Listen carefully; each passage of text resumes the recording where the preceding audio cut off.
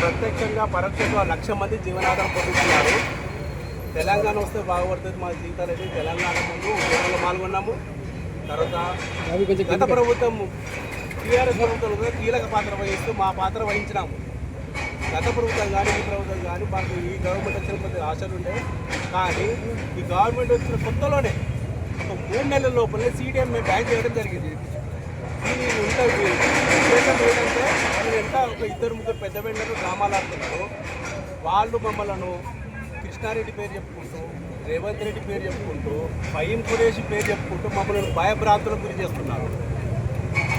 గురి చేసుడే కాకుండా వాళ్ళకు అనుగుణంగా అక్రమ టెండర్లు జరిగినాయి. LED బ్యాన్లు ఉన్నాయి 2007 బ్యాన్ ఉన్న తర్వాత కూడా మీరు చూడండి, ఇక్కడ కేబీఆర్ పార్క్ LED స్క్రీన్లు వేసారు. దాంట్లో ఉండగా కూడా ఎట్లా వేస్తారండి? అదొకటి 68 కిలో గత ప్రభుత్వం ఇచ్చింది అబౌవ్ 15 ఫీట్స్. దాన్ని అతిక్రమిస్తూ మెట్రో పిల్లర్స్ వస్తాయి, దాన్ని ఏమన్నారు. LED స్క్రీన్లు అబౌవ్ 15 ఫీట్స్, దాన్ని ఏమన్నారు. వీళ్ళందరూ అనుకో వాళ్ళు భయభ్రాంతులకు గురి చేస్తున్నారు. నిజంగా ఉండరేమో మాకు డౌట్ వస్తుంది. సో అందుకోసమే మీ మీడియా ముఖ్యంగా మేము కోరేది ఏంటంటే, సీఎం గారు మీ దృష్టికి రాలేదు ఇంతవరకు, మీ పేరు చెప్పి కొంతమంది మిమ్మల్ని చేస్తున్నారు. సో మాకు దయచేసి 1,00,000 మంది జీవనాధారం పొందుతున్న కొన్ని 100 ఏజెన్సీలను మీరు ఆదుకోండి. మాకు ఒక అపాయింట్మెంట్ ఇస్తే మా గోడు వినిపించుకుంటాము. అందరికీ ఆమోదమైన పాలసీ రావాలని మేము కోరుకుంటున్నాం.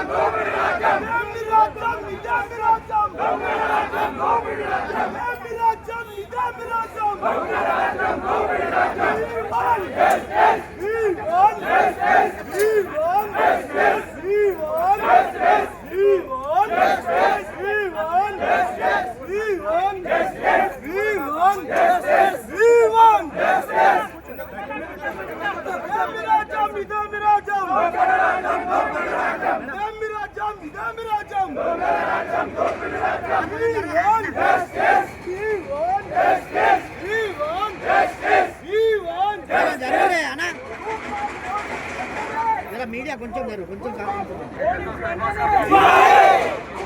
కొంచెం జరగనా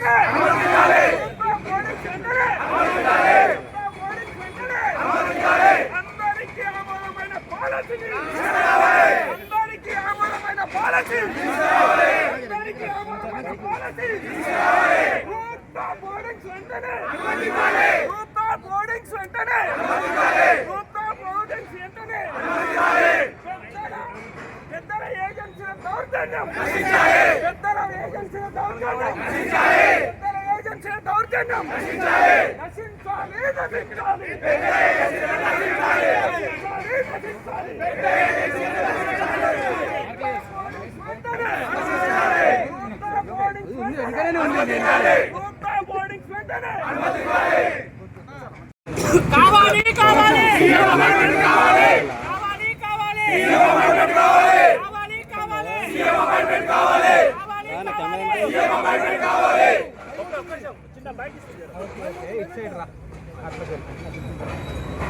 We want justice. We want justice. Advertising policy వెంటనే కావాలి. ఆమోగ్యమైన పాలసీ వెంటనే కావాలి. రూపడా హోర్డింగ్స్ వెంటనే అనుమతించాలి. రూపడా హోర్డింగ్స్ వెంటనే మేము ఇక్కడ అసోసియేషన్ నుంచి కోరేది ఏంటంటే 27 మున్సిపాలిటీస్ ఏవైతే మెర్జ్ అయినాయో సో వాటిపైన జియో సిస్టమ్ ఇంప్లిమెంట్ చేయాలని జిహెచ్ఎంసీ ఎందుకో మరి అంత ఉత్సాహం చూపిస్తుంది. సో ఆ 27 మున్సిపాలిటీ ఉన్న హోర్డింగ్స్ భవిష్యత్తు ఏందో మాకు వెంటనే తెలియాలి.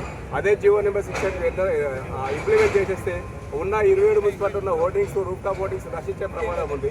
దానిపైన ఆధారపడి కొన్ని వందల ఏజెన్సీలు బతుకుతున్నాయి, కొన్ని వందల ఏజెన్సీలు దానిపైన బతుకుతుంది. దానిపైన జీవనోపాధి ఇండైరెక్ట్గా ఫ్లెక్స్ బిల్డర్స్ కానీ మౌంటర్స్ కానీ చాలా మంది బతుకుతూ ఉన్నారు.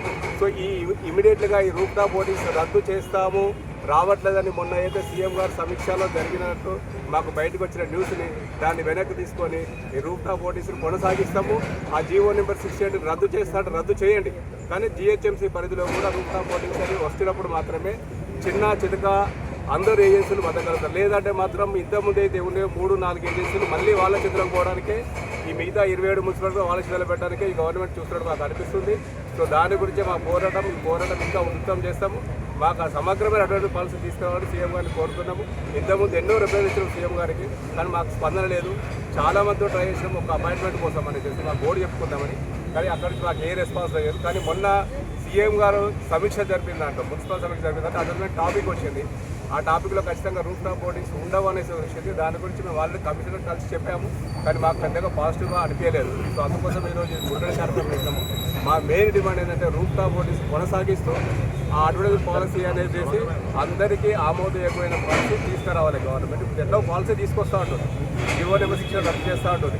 అది కూడా కిలోమీటర్కి 4 యూనిఫామ్లు ఇస్తామంటే ఇంతమంది ఏజెన్సీలు బతకలేవు. ఒక కిలోమీటర్కి 4 యూనిఫామ్స్ అంటే బతకలేవు, అందులో రూఫ్ టాప్ హోర్డింగ్స్ లేకుండా. సో రూఫ్ టాప్ హోర్డింగ్స్ అనేది ఖచ్చితంగా ఉండాలి. ఈ కిలోమీటర్కి 4 అనేది కాకుండా కూడా కిలోమీటర్కి ఒక 8 యూనిఫామ్స్ ఇస్తాము. ఇది యథావిధంగా రూఫ్ టాప్ హోర్డింగ్స్ అనేది అలాంటి సమగ్రమైన పాలసీ తీసుకురావాలి. అది టెండర్స్ విధంగా ఎలాంటివి వచ్చినా కూడా అది అందరికీ అనుకూలంగా ఉండేట్టు చూడాలి.